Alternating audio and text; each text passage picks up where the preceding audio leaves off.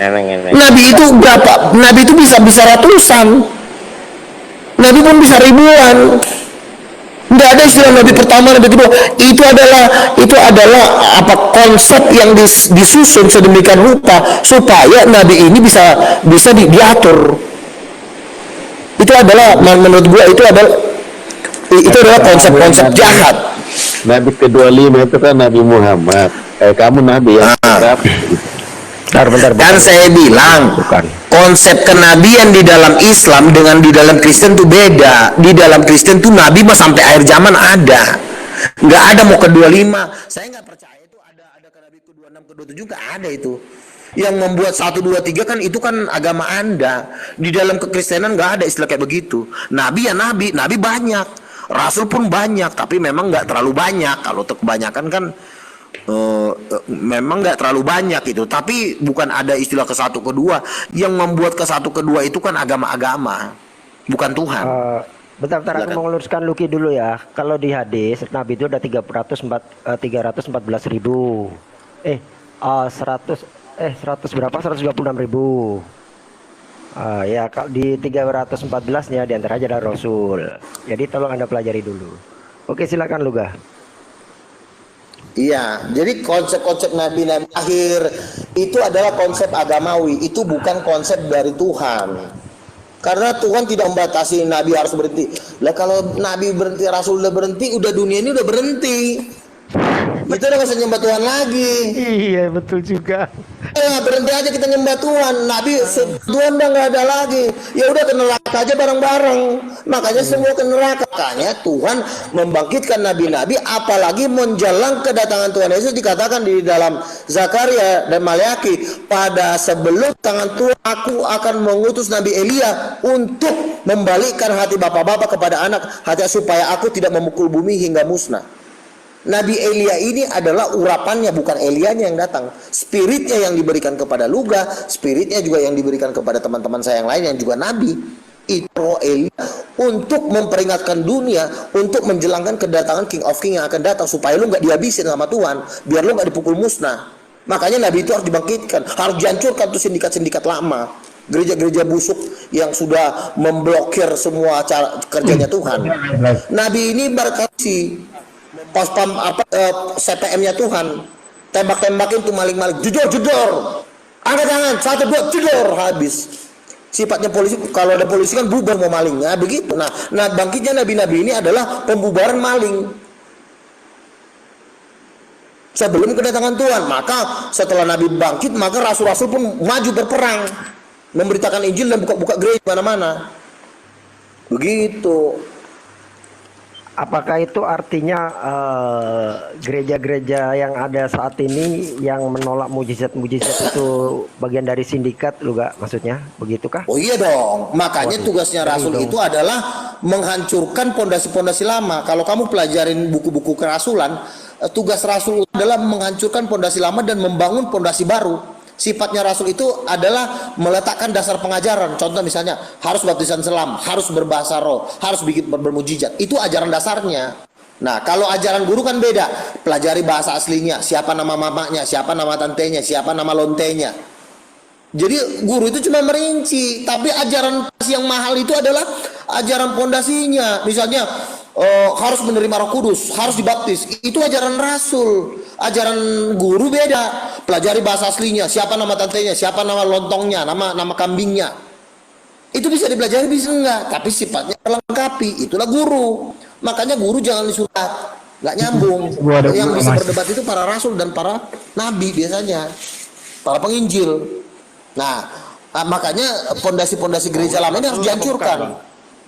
Rasul dia, makanya kan saya kan berkiblat kepada tulisan Paulus Efesus 4 bahwa Tuhan meletakkan 5 jawatan, rasul-rasul, nabi-nabi. Makanya Rasul Paulus itu meletakkan dasar gereja, berbahasa roh, bernubuat, karunia roh. Itu pengajaran dasar gereja. Bukan rinci-rinci aja. Kalau rincinya nama sempaknya si Paulus, nama kolornya, mereknya. Coba begitu. Coba dong silsilah Paulus, coba dong. Iya, gua nggak ngurusinnya kayak gituan. Nah, Lama-lama nanti lu tanya Udah, siapa nama nyambung, pacarnya nyambung. Paulus, Fokus aja, fokus. siapa nama Fokus, siapa fokus. nama Udah. bokingnya Paulus. Itu Gini, bukan Luka. tugasnya Saya Rasul, tanya, tetapi Luka. tugas lo, Sauden, fokus. tugas lo Sauden. sebagai tukang sayur Jangan boleh bikin merinci seperti itu. Yang berapa? Ya. Gini lu gak. Tapi Kenapa tapi sih? izin kok- dulu 1,5 menit. Izin Oh ya. ya, silakan. Terakhir tadi Demian closing statement ternyata Nabi bisa terguncang dan kabur. Itu gak? Itu informasi dari Demian. Lanjut. Bukan terguncang nih anak kepala batu. Nih anak gak mau kalah. Jadi lebih baik yang penting sudah gua kasih tahu dasar-dasarnya. Cukup. Kalau tugas sudah selesai ditinggal, jangan diladenin. Nanti dia kegeeran. Nah, Remnya didekin lagi aja. Iya gak, itu gua tanya, kenapa sih yang lo bilang kayak apa guru-guru palsu, pengajar-pengajar palsu ini kok menolak? Apa memang dia sebenarnya tahu tapi memang udah nggak karena kuasa yang kayak Ru bilang kuasa roh jahat terus menolak? Atau emang bener nggak tahu sih sebenarnya gak? Yang bener yang mana gak? enggak. Emang Itu pekerjaannya Lucifer dan Beelzebul. Jadi kalau kita lihat di zamannya Yesus juga, Tuhan Yesus mengatakan bahwa kuasa gelap itu menaungi para guru-guru ahli-ahli Taurat. Jadi memang ini pekerjaan setan. Jadi kalau untuk kategori guru palsu sebenarnya udah nggak bisa bertobat. Mana dasar ayatnya Matius 23? Kamu tidak akan luput dari hukuman neraka. Celakalah kamu ahli-ahli Taurat karena kamu menutup pintu-pintu kerajaan sorga dan kamu sendiri tidak masuk ke dalam kerajaan itu.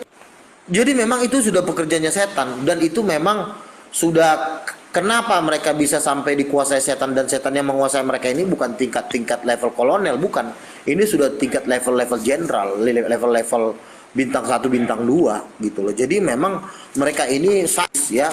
Makanya di 2 Petrus 2 dikatakan guru palsu ini telah tersedia hidup mereka di dalam dunia kegelapan yang paling dahsyat. Hukuman mereka ini sama seperti binatang yang lahir hanya untuk ditangkap dan dimusnahkan. Itu kata Rasul Petrus loh, bukan kata gua loh. Petrus aja kalau ngeliat guru palsu itu pengen dibilangnya ke binatang gitu loh. Makanya karena sifatnya guru palsu ini sifatnya dia mau menggelapkan cahaya yang disampaikan rasul-rasul dan nabi-nabi. Musuh guru biasanya nabi. Kalau nggak nabi, rasul yang dua itu. Karena di dalam Efesus Rasul Paulus kan mengatakan bahwa gereja itu didirikan atas dasar rasul-rasul dan nabi-nabi. Kenapa bukan atas dasar guru-guru? Nggak bisa. Harus rasul dan nabi. Karena rasul dan nabi ini diperlengkapi dia dengan mujizat. Dengan itulah yang bisa menjadi pondasi pengajaran gereja. Karena guru tidak dikasih mujizat. Makanya guru-guru nggak ada yang bikin mujizat. Lu lihat Paul Jang terus siapa lagi tuh? Si Muriwali, nggak ada yang bisa bikin mujizat. Guru tuh nggak punya power untuk bikin mujizat, sengaja dibikin Tuhan supaya mereka ini nggak bisa berkutik nanti. Berarti Bang Luga bisa Kalau mereka- mujizat ya? Oh bisa dong, kan mengusir setan dalam nama Yesus, menyembuhkan. Saya pernah menyembuhkan orang sakit kista, cewek teman saya bilang, saya doain kamu dalam nama Yesus sembuh. 2 bulan kemudian dia bilang, Bang, bilangin nama abangmu sakit saya udah sembuh dan sekarang saya semakin dekat dengan Tuhan. Itu kista loh. Dan tadi gue juga kaget itu dengan statement yang mengatakan bahwa Yesus adalah Lucifer. Wih gila ya. Baru sekarang lo nih dengar yang seperti itu gak? Nggak tahu ini apakah benar. Nah itu jahat itu sebenarnya itu. Makanya kaget aneh tadi lihat itu, dengar gitu itu. Wih, Dia berani gila nih. dia berani mengatakan Yesus Lucifer, itulah. Ini kan? Bahaya tuh. Yesus aja Bahaya. bilang Yesus itu Lucifer. Gua bilang ngeri amat nih. Ngeri tuh. Bukan bahaya lagi. Kalau gua kan mengatakan Lucifer itu adalah iblis, teman-teman gua udah ketemu Lucifer, si Rali, si Pak Nenggolan, si Matius, teman gua udah ketemu Lucifer. Dan Yesus mengatakan Lucifer itu iblis, nama iblis. Bukan nama malaikat. Dautoni juga udah ketemu Lucifer. Nah tanya sama mereka yang udah ketemu. Lucifer Lucifer itu bukan bekas malaikat serafim jatuh. Tadinya malaikat, tapi setelah mereka memberontak melawan Tuhan, sepertiga ditarik Lucifer. Wah, bosnya malaikat itu Lucifer. Dedengkot iblis Bos gitu Dia selevel kayak sama istilahnya Mikael. ya. Iya, Dedengkotnya ya. dia dulu selevel sama Mikael. Selevel sama Gabriel. Kalau Bos-bos di sorga kan Gabriel, Mikael, Lucifer. Poseidon, Dan Ya, itu 5 pelapan pengawal pribadinya Lucifer, yaitu Maria Marguela, Rosa, Beelzebul, Astoret, Asmodeus, Leviathan, Belial. Gitu, Itu Belial. nama, iya. Itu nama 58 pengawal pribadinya Lucifer itu. Itu 58 jenderalnya itu. Canggih, canggih. Jadi Salut. pertanyaannya gini gak? Kan lu udah lihat ya banyak pengajar-pengajar yang kau bilang tadi ini ternyata sesat nih karena menolak justru mengatai Yesus ada Lucifer. Itu gimana gak cara kasih pencerahan itu gak? Karena nggak sedikit yang kayak gitu gak yang saya tahu gak. Itu banyak Begini, itu, target kita adalah jemaat yang mendengarkan. Target kita adalah audiens. Kalau guru palsu itu tidak bisa bertobat. Guru palsu sudah tidak bisa bertobat. Kenapa? Yesus sendiri ngomong di dalam Matius 23. Celakalah kamu ahli-ahli Taurat, bahwa kamu adalah keturunan ular beludak. Siapakah yang mengatakan bahwa kamu bisa luput dari hukuman neraka? Nah, Yesus aja ahli Taurat sudah dibilang mereka ini udah pasti masuk neraka. Jadi jangan kita sosok nginjili mereka.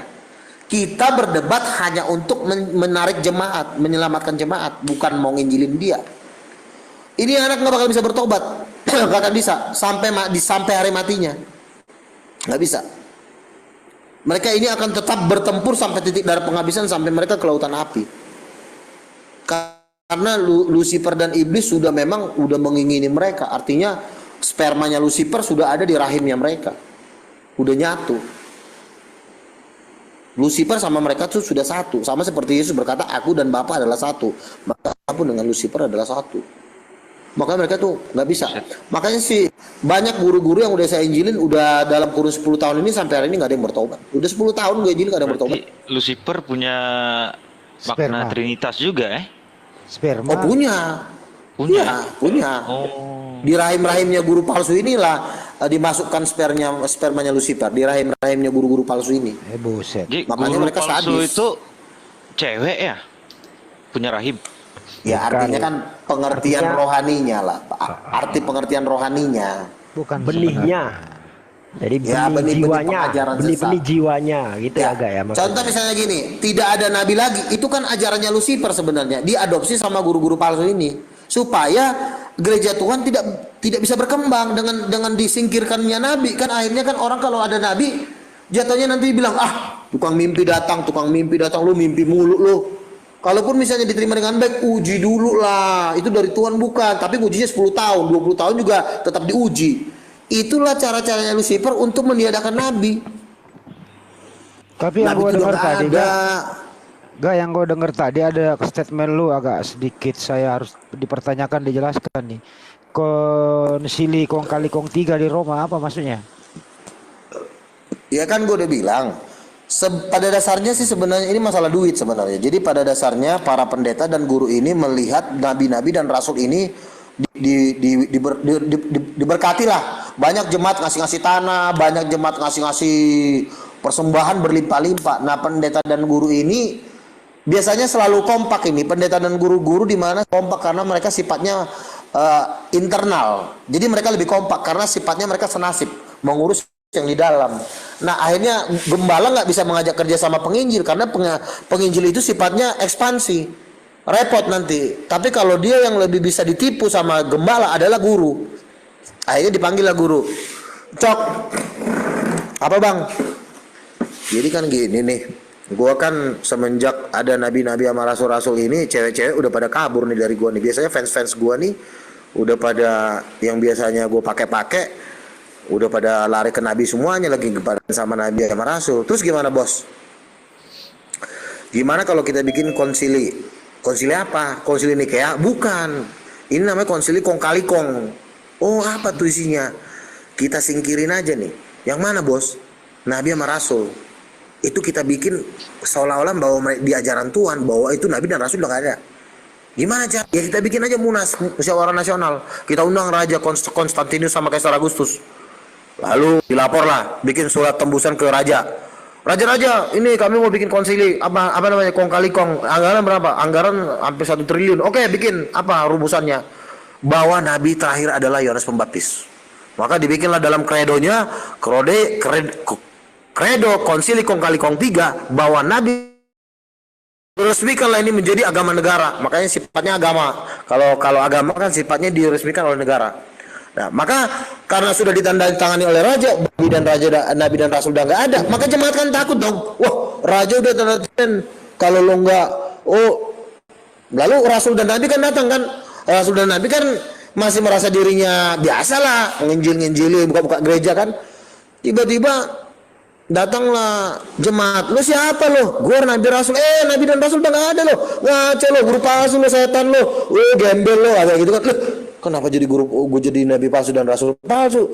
Coba lo lihat dong Konsili Kongkali Kong 3. Coba lihat kredonya. Oh iya, udah ditandatanganin Kaisar Agustus bahwa Nabi dan Rasul udah gak ada. Wah kacau nih. Ini kerjanya siapa nih? Baru tip lah. Ternyata kerjaan dari si gembala gembol ini yang membuat satu kesepakatan jahat bahwa Rasul dan Nabi udah nggak ada. Wah, kata Nabi sama Rasul, gila nih si lontong sayur nih, kenapa jadi dia yang Itu akhirnya enggak. Apaan? Setahu gua kalau kayak gitu gak kan jelas Pengakuan itu imannya gimana bertentangan dengan kisah para rasul 13 ayat 1, 11 ayat 27, 1 Korintus Ya. 12, 28. Itu gimana kok bisa lolos gitu gak ya? Kredo macam gitu gak ya? Itu gimana ceritanya, Kak? Makanya kan begini, makanya kan kalau sudah raja yang menandatanganin menjadi suatu organisasi resmi negara, itu sulit dilawan, bro. Itu cuma tangan Tuhan aja yang bisa menghancurkan. Karena yang mendukung gembala sama guru ini.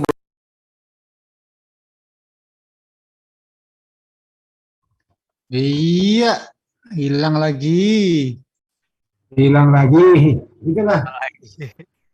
Hilang. Ini baru ku live kan ini. Coba bentar kembali lagi. Bentar. Mau di apa lagi? Baru 2 menit. Sabar aja dulu. Aja. Sabar ya teman-teman. Inilah kalau di TikTok itu.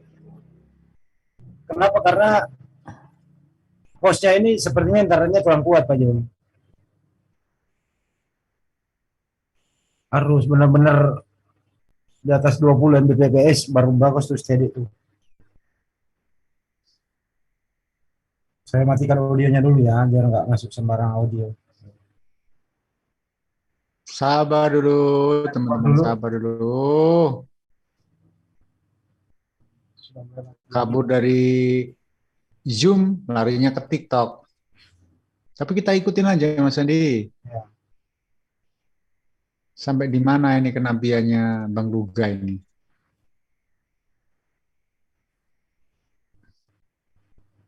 Waduh, nggak kuat signal dia ini.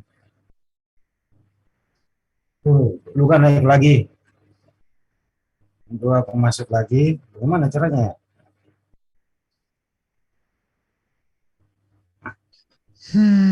Enggak. Dipus dulu suaranya. Iya, suara dia. Mana ya? Mana tadi? Geser. Mana dia tadi? Assalamualaikum warahmatullahi wabarakatuh. Waalaikumsalam warahmatullahi wabarakatuh. Gimana yang taruh? Tak cari dulu. Alhamdulillah sudah tiba dengan selamat di gunung. Mana sih tadi? Belum muncul Mas Andi. Bilang lagi tuh, belum. Tapi di HP yang satu di tablet udah masuk. Di scroll, digeser ke bawah Mas Adi. Ditekan terus digeser ke bawah. Bukan begitu. Layarnya ditekan terus digeser ke bawah. Mereload gitu, di-reload. Keberatan gembala sama guru. Nah, Udah tuh, siapa itu? Dia kan ngikut-ngikut sama gembala biasanya, karena dia kan Siapa tuh? Di saya. Ya udah, screen aja udah, gantian. Nah, jadi di dalam obrolan sehari-hari mereka gimana nih, bro? Semenjak Rasul dan Nabi sudah berkiprah, gua bokin simpanan gua sudah bertobat.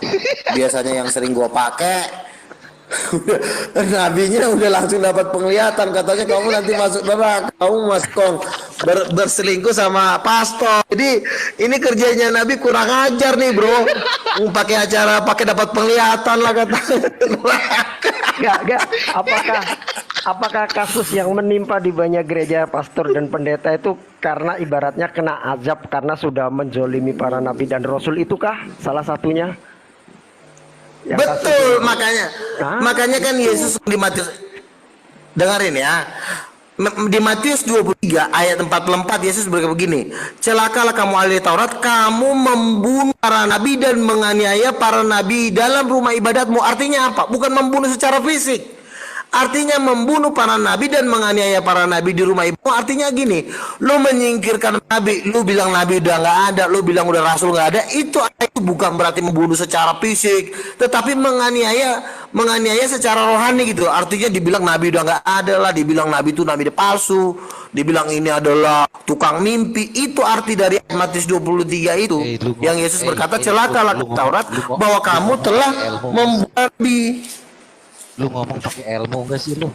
Aris, Asal tenang, ngebacot narasi lu. Aris, Mempermaluin maaf, agama lu sendiri. bentar Aris, boleh tahu Anda dari mana Aris? Bahasa lu yang Aris dari mana? Bentar Aris. Bang Haris ini Bahasa muslim lu. atau Kristen bang? Aris, Anda muslim atau muslim? Kacau lu. Turun ke dulu aja Bang Jet. Turun Bentar, dulu Bang Jet. aku tengahin dulu ya. Diam dulu lo, Oke. Lo diam dulu, orang gue lagi ngomong. Diam dulu. Bang Haris dari muslim atau apa bang? Mabok lu, gak ada dasar Bang. agama lu. Nah, ini iya lo diam dulu, nanti kita ngomong ya. Tenang dulu, gue jelasin dulu. Bener lu Bang Haris narasi. Asar ini dari muslim atau apa bang? Ini dulu pasukan aja, guru Bang Pak Jet. nih. Daripada turunin ya. nanti itu. Ini kacungnya guru. Gimana tuh? Iya. Gimana tuh? Ya, bentar ya, gue bacain dulu ya. Matius 23 ya. Nomor Gue berapa? bacain ya. Matius 23 ayat 30. Dan Yesus berkata, kata ahli Taurat, dan jikalau kami hidup zaman nenek moyang kami, kami tidak ikutan dalam pembunuhan nabi-nabi itu. Tetapi dengan demikian kamu saksi terhadap diri kamu sendiri bahwa kamu adalah keturunan pembunuh nabi-nabi. Nah, terus ayat 34, sebab itu lihatlah aku mengutus kepadamu nabi-nabi, orang-orang bijaksana, ahli-ahli Taurat, separuhnya diantara akan kamu bunuh dan kamu salibkan, yang lain kamu sesah di dalam rumah-rumah ibadatmu dan kamu aniaya dari kota ke kota. Apa artinya? Ini dianiaya nabi-nabi ini ditiadakan dari kota ke kota. Artinya bahwa nabi udah nggak ada, nabi udah nggak ada. Dengan cara itu kan dia sedang menganiaya para nabi. Membunuh para nabi, membunuh bukan fisiknya, tapi membunuh keberadaan mereka, membunuh ajaran mereka. Karena gue bilang tadi, kalau ada nabi repot. Misalnya gini, Santi, apa? Saya kemarin dapat mimpi loh. Di dalam mimpi itu kamu berhubungan seksual dengan seorang pastor. Dan di dalam mimpi itu kamu akan menuju lautan api. Nangislah si Santi, gila loh. Gue dapat penglihatan sama Nabi, katanya gue mau masuk neraka gara-gara ketahuan lagi, bener lagi gue lagi main sama pastor Ucok misalnya gitu kan. Nah, ketahuan sama pastor ini. Wah, kurang ajar si itu tuh nabi palsu itu. Masa dibilangnya gue dibongkar pula lagi, gue memang bener sih gue main di hotel kemarin sama si Santi. Nah, inilah yang dibenci oleh pastor karena mereka tuh banyak bermain percabulan di dalam gereja. Dikatakan oleh Tuhan Yesus, celakalah kamu ahli Taurat, kamu menelan rumah janda-janda. Ada tuh ayatnya tuh, mana tuh ayatnya ya? Kamu menelan rumah janda-janda, ya. Nah, artinya bahwa banyak para pendeta ini bercabul, melakukan persetubuhan yang tidak wajar. Nah, ini nabi-nabi mendapat penglihatan dari Tuhan.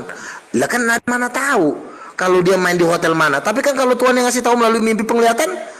Nah, inilah gara-gara kebencian inilah pastor ngamuk, bekerja sama dengan guru, karena guru juga nggak bisa ngeberontak ngelawan pastor, mau nggak mau ngikut. Akhirnya guru ini jadi hernya pastor. Itulah disuruh bertempur melawan para nabi dan para rasul, karena yang mensori pastor, pendeta-pendeta, mensori guru-guru palsu ini kan.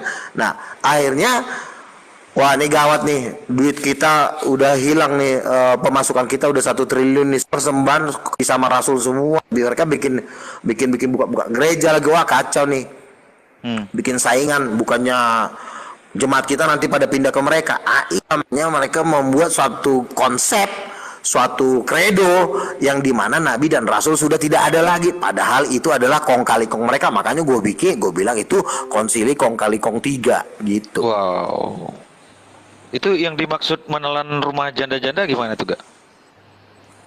Itu di Matius 23, celakalah kamu ahli-ahli Taurat bahwa kamu menelan rumah janda-janda. Artinya para pendeta-pendeta ini demen banget sama yang namanya seks.